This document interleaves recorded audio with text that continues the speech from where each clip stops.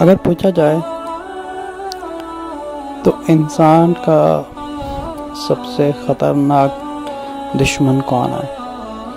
Number 1، number 2 نہیں، جو سب سے پہلا نمبر 1 سب سے بڑا دشمن کون ہے؟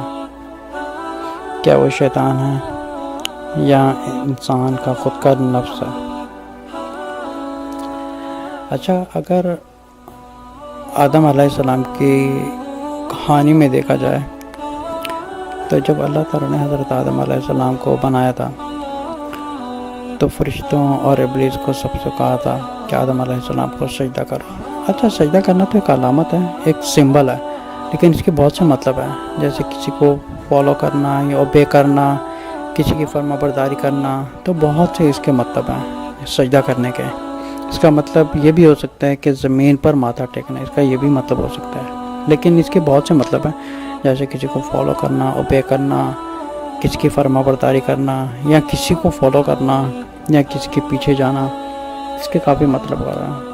تو سب نے سجدہ کیا سوائے ابلیس نے، کیونکہ ابلیس بھی جنات میں سے تھا، لیکن ایک لمبی کہانی ہے، کیونکہ وہ بھی ایک جن تھا، وہ بھی فرشتوں میں تھا، لیکن بہت زیادہ عبادت کرنے کی وجہ سے اس میں ایک نیچرلی انر ایگو پیدا ہو گیا تھا۔ اس ایگو کی وجہ سے وہ بہت زیادہ پاپولر ہو گیا تھا جنات میں اور فرشتے میں۔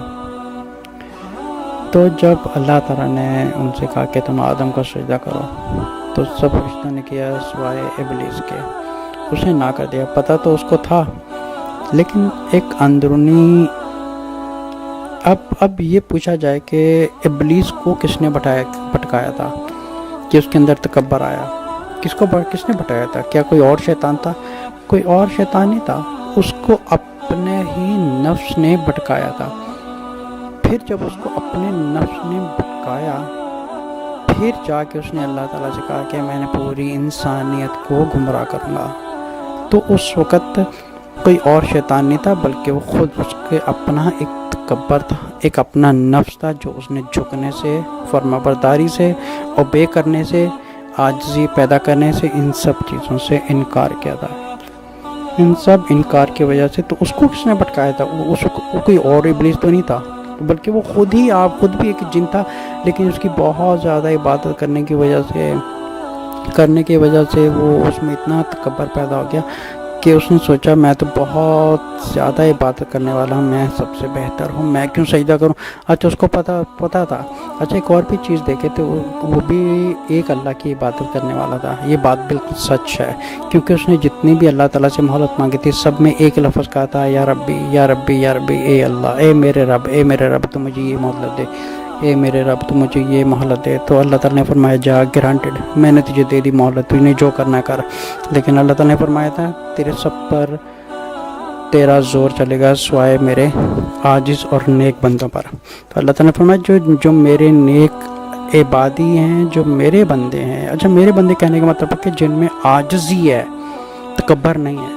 اور جتنے بھی انسانیوں میں آج کل یہ بیہیویئر دیکھا جائے تو یہ سارا ابلیسی بیہیویئر ہے، تکبر آنے کا، نہ جھکنے کا، نہ معافی مانگنے کا، تمیز سے نہ بات کرنے کا، بد اخلاقی سے، بے رخی سے بات کرنے کا، یہ سارا جتنے کچھ ایک جراثیم ہے، سارے ہی ابلیس کی طرف سے جراثیم ہے انسانوں کے اندر، تکبر پن کے۔ تو بات یہ تھی کہ ابلیس کو کس نے بھٹکایا تھا؟ اس کے نفس نے۔ اس کے نفس نے جب اس کو بھٹکایا تو اس کے اندر ایک اور تکبر آ گیا، غرور آ گیا کہ اب میں نہیں چھوڑوں گا۔ جیسے انسان ہوتا ہے کہ وہ غلطی ماننے کے بجائے دھمکی دینا شروع کر دیتا ہے کہ میں نپٹ لوں گا۔ تو سمجھے کہ انسانوں میں بھی جب جھگڑا ہوتا ہے تو ایک صحیح ہوتا ہے، ایک غلط ہوتا ہے۔ تو غلط کو جب صحیح جب غلط کو یہ کہتا ہے کہ تم نے یہ غلط کیا، تم نے ٹھیک نہیں کیا، بجائے اس کے کہ وہ معافی مانگے یا فرما برداری کرے یا جھک جائے یا عاجزی میں قبول کرے، نہیں، بلکہ وہ کہتا ہے کہ میں تم سے نپٹ لوں گا۔ تو یہ سملر سچویشن اس زمانے میں تھی جب ابلیس نے کہا تھا اللہ تعالیٰ سے کہ میں تیرے سارے بندوں سے نپٹ لوں گا، یہاں تک کہ اس نے جھکنے سے انکار کر دیا۔ تو اللہ نے فرمایا کہ تو قیامت تک کے لیے تو ریجیکٹڈ ہے، تو مردود ہو گیا ہے۔ تو اس نے کہا تھا کہ میں سارے انسانوں کو بھٹکاؤں گا، سوائے چند لوگوں کے جو بچ جائیں گے۔ انسانوں کا جو سب سے بڑا دشمن ہے وہ اس کا خود کا نفس ہے، اور نفس کو توڑنے کا صرف ایک ہی علاج ہے، اس کے علاج کے علاوہ کوئی اور شفا ہے ہی نہیں، وہ ہے اللہ کا پاک کلام قرآن۔ جو انسان قرآن پڑھے اس نیت سے کہ اس میں شفا ہے تو اس کے نفس کو ضرور شفا آئے گی۔ جس نفس میں اللہ کا نام نہیں ہے تو ایک نیچرل سی بات ہے، دیکھیں نفس میں یا تو اللہ کا نام ہوگا یا تو پھر شیطان ہوگا، کیونکہ نفس دونوں کے ہاتھ میں چلے گا تو وہ جم کرتا رہے گا، یا تو نفس شیطان کے ہاتھ میں ہوتا ہے یا اللہ تعالیٰ کے ہاتھ میں ہوتا ہے۔ تو یہی اگر سورۃ بقرہ کی آیت نمبر 208 میں پڑھیں تو اللہ تعالیٰ فرماتے ہیں یا الذین آمنوا ادخلوا فی السلم کافۃ ولا تتبعوا خطوات الشیطان۔ اللہ تعالیٰ فرماتے ہیں یا الذین آمنوا، اے ایمان رکھنے والے۔ اچھا، ایمان رکھنے والے کون ہیں؟ جو یہ چیز قبول کرتے ہیں کہ یہ قرآن اللہ تعالیٰ کی کتاب ہے۔ ادخلوا فی السلم کافۃ، اپنے آپ کو پورا قرآن پر سرنڈر کر دو اور شیطان کے کسی قدم پر مت چلو۔ اب یہ جتنا قرآن ہے سارا نفس کے خلاف ہے، ہم جتنا نفس کے خلاف جائیں گے شیطان کی اتنی ہی طاقت ٹوٹے گی۔ یہی چیز کہی گئی۔ اس وقت جتنی دنیا میں جتنے بھی بربادیاں ہو رہی ہیں، جتنے فتنے فساد ہو رہے ہیں، جنگیں ہو رہی ہیں، تکبر پن ہو رہے ہیں، سب کچھ ان ساری چیزوں کی فساد کی جڑ انسان کا نفس ہے۔ ساری گھروں کی بربادی کی جڑ نفس ہے۔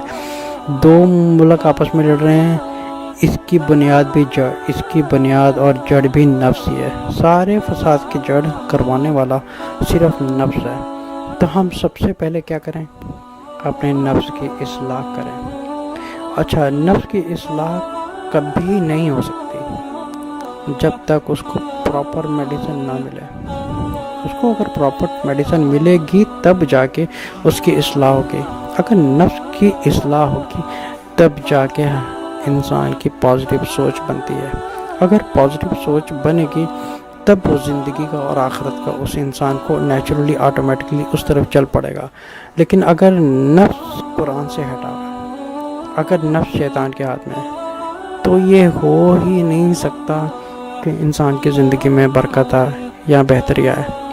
سب سے پہلے وہ سوراخ بند کرنا ہے۔ وہ سوراخ کہاں سے شیطان بھٹکاتا ہے؟ وسوسے کے ذریعے سے۔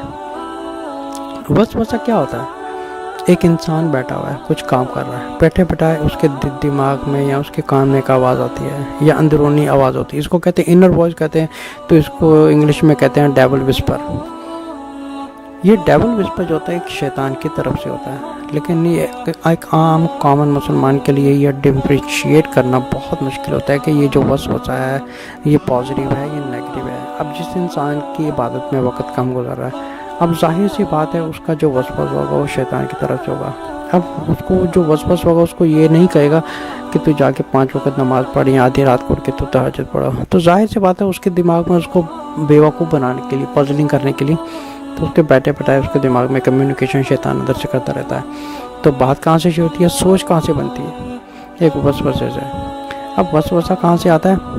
اگر اس دل سے آتا ہے۔ اگر نفس میں قرآن نہیں ہے تو نیچرل سی بات ہے کہ نفس شیطان کے ہاتھ میں ہے، تو اس نفس کی اصلاح کبھی نہیں ہو سکتی جہاں پر اللہ کا کلام نہ ہو۔ انسان میں جتنا تکبر پن ہوتا ہے، بڑا پن ہوتا ہے، ان سارے فساد کی جڑ صرف نفس ہے۔ تو ہم پہلے اپنے نفس کی اصلاح کریں۔ جب ہمارے نفس کی اصلاح ہو جائے گی تو ہماری زندگی خود بخود آٹومیٹکلی ایک اچھائی کی طرف، بہتری کی طرف چلنا شروع ہو جائے گی۔